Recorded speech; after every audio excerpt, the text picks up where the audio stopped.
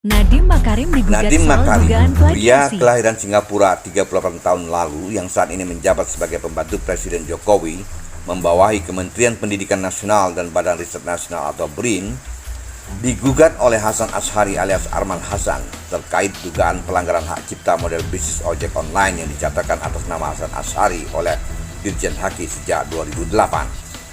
Perkara yang didaftarkan pada tanggal 31 Desember 2021 oleh tim kuasa hukum penggugat Rohmani dan kawan-kawan itu hingga saat ini sudah memasuki sidang keempat, yakni pembacaan duplik oleh kuasa hukum tergugat 1 dan 2 masing-masing PT Akap, selanjutnya diubah menjadi PT Gojek Tokopedia, dan Nadiem Makarim selaku pendiri Gojek. Dalam dupliknya setebal 26 halaman yang ditandatangani oleh tim kuasa hukum tergugat dari kantor advokat K dan K, yaitu Adrian Lutfi, Elsiana Indra, dan Lazuardi Kusuma Wijaya, dan disampaikan dalam sidang tanggal 24 Maret 2022 lalu, antara lain menegaskan bahwa gugatan pihak Hasan Asyhari alias Arman Hasan sama sekali bersifat spekulatif, mengada-ada, dan beritikat tidak baik. Sebagai contoh, pihak kuasa tergugat dalam dupliknya menyebut tuntutan ganti rugi royalti yang tidak jelas rinciannya dan dasar hukumnya. Selain itu, pihak tergugat juga merasa keberatan atas sikap hakim memberi izin kuasa penggugat melakukan renvoy atau perubahan atas sebagian dari materi gugatan sebelum diserahkan ke majelis hakim. Adapun perubahan itu antara lain menyangkut soal nama perusahaan PT Akap yang diubah menjadi PT Gojek Tokopedia. Pihak tergugat secara keseluruhan meminta majelis hakim menolak semua gugatan Hasan Asyhari atas klien mereka. Sementara dari pihak kuasa hukum penggugat yang diwakili oleh ketua tim Rohmani menyebut bahwa pihaknya siap untuk menyampaikan saksi-saksi dan barang bukti ke sidang pada tanggal 7 April 2022 mendatang. Duplik, selanjutnya sidang adalah bukti surat. Gimana tanggapan abang dengan duplik Kalau tadi saya yang lihat duplik itu sih pengulangan aja ya, pengulangan daripada jawaban. Ya udah selesai jawab-jawab, tinggal nanti agenda pembuktian tanggal 7 April, pembuktian dari pihak kita. apa aja bang nanti berkaitan untuk Ya, kalau kita pembuktian pertama mengenai pencatatan, sertifikat pencatatan hak cipta milik Arman Hasan, ada 5 catatan. Kemudian liputan media pengumuman pada tahun 2008 dan bukti-bukti lain termasuk saksi-saksi.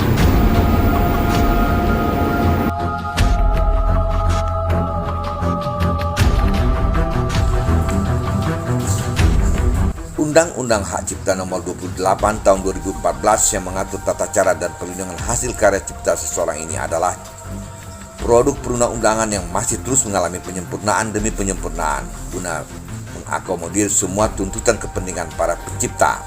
Hal tersebut sekaligus akan meningkatkan motivasi warga masyarakat dalam berinovasi dan berkarya. Kasus dugaan pelanggaran hak cipta model bisnis ojol Arman Hasan oleh Nadiem Makarim selaku pendiri Gojek atau PT Aplikasi Karya Anak Bangsa sejatinya berawal dari model bisnis berbasis internet yang pernah diperkenalkan oleh Hasan Asyhari alias Arman Hasan pada tahun 2008 lewat iklan baris, SMS, dan blogspot. Kreasi Arman Hasan dengan temuan ojolnya ini sempat mengundang keingintahuan media pada waktu itu, sehingga banyak media massa baik dari dalam maupun luar negeri meliput ojol Arman Hasan. Pada 2010 atau 2 tahun kemudian baru muncul model bisnis ojek online yang dilakukan oleh Nadiem Makarim dengan menggunakan website. Tahun 2010-an gitu, saya ingat itu. Nah, waktu itu kantor pas kebetulan pindah ke Jalan Ciasem, Santa. Nyewa 1 rumah sama berapa operator, ada 4 kalau nggak salah. Udah saya ikut gabung, saya dikasih seragam, dikasih Edicam kartu nama. Nah itu pakai HP-nya waktu itu masih Asia, belum ada kayak sekarang Android, WhatsApp belum ada, masih SMS. Jadi cara kerja saya baca SMS, suruh ngambil barang, kalau nggak ngambil orang, anter. Dari SMS itu ada harganya. Nanti cara setornya, jadi orang dari PT Gojek itu datang tiap minggu sekali menagih dengan ada catatan, dia bawa catatan surat hasil kerja saya selama seminggu. Udah saya setor. Yang itu tugasnya namanya kalau nggak salah Bang Samad sama Pak Nana. Sosok Bang Arman ini sangat menarik gitu, karena dengan ide yang dia kembangkan itu, inilah yang kemudian diadopsi oleh beberapa pihak menjadi sebuah bisnis yang sangat luar biasa, yang kemudian berkembang, yang nilai valuasi mungkin sampai sekitar ratusan triliun ya, berawal dari sebuah ide sederhana Kang Arman. Mungkin saya ngeliat seperti itu ya, mungkin jadi ada yang mengadopsi ide dan gagasan Arman dengan dengan konsep transportasi yang sedikit modern dengan menggunakan teknologi, kemudian berkembang, dan ada beberapa yang melihatnya sebagai sebuah peluang bisnis yang mereka mungkin punya modal, punya kapital, punya kemampuan, punya teknologi, sehingga berkembang menjadi nilainya seperti sekarang ini. Saat ini jasa layanan ojek online sudah mendunia. Ketergantungan warga masyarakat terhadap layanan ojol sangat tinggi.